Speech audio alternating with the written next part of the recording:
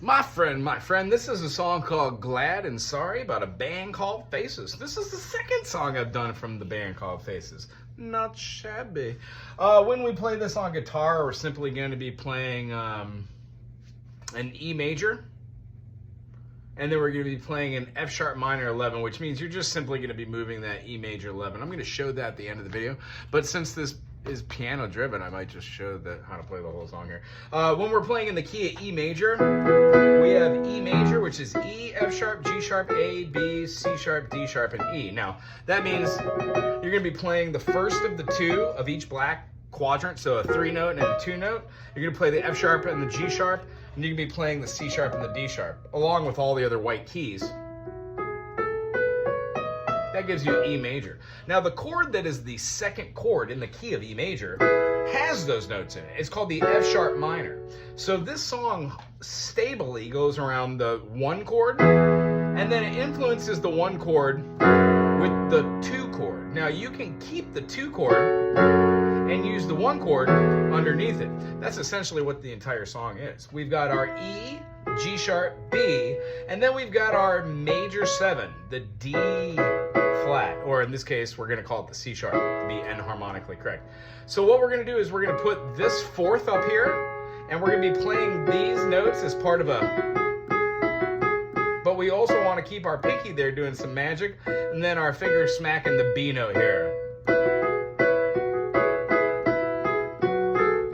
And then we're going to be playing the F sharp and the A along with that C sharp.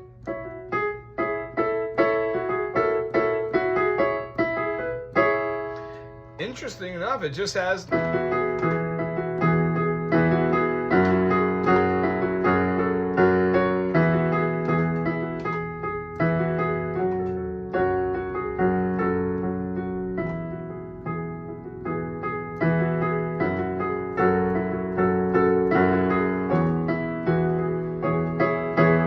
the E major 7s effectively, and then it has a thank you kindly for making me think of me. If I'm not smiling, I'm just thinking. And essentially that's the whole thing throughout the whole song. It just changes the way that the phrasings and the timings go, and then there's a guitar part that's behind it the whole time, which is going to be playing over the top of these chords melodically. But the truth being behind it is they're just playing little simple runs that they're able to use a pentatonic, if you will. The beginning chord that we were talking about over the top of that E major is the E major. But what's really fun about the E major is when you drop down this note, you get your E major 7. Sounds a little baritone-y, but I like to play my E major 7 right here. And when you go down to the 2nd fret and do the same thing, cover the 1, 2, and 3 string, that gives you the top half of your F sharp minor 11. The only thing missing is if you just play the 2 notes, you get that E over the top, which is essentially what we're looking for. However, the band chose to wrote it in the bass. So what I suggest is just taking your E major shape and then playing it with your secondary fingering group. So you've got your G sharp, your B, and your E. When you move this up a whole step, put down a finger on the 2nd fret and remove this, you get your F sharp minor with F sharp minor 11 with the E. Nice, huh? That goes for if you're gonna move up to G sharp, to an A, B. It's a great way to play open phrasing chords over the whole of this song.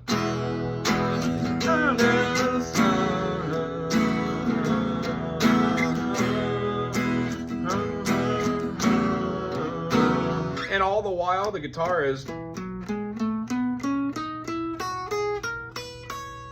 You're gonna be having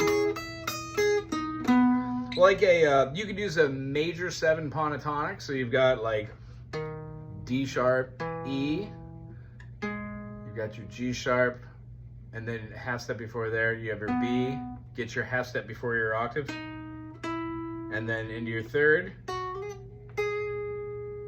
and you can do your major 7, and then up. All those notes.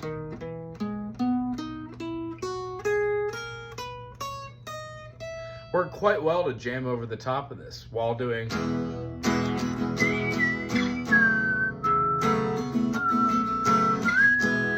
All the while, the piano is really doing the heavy lifting with.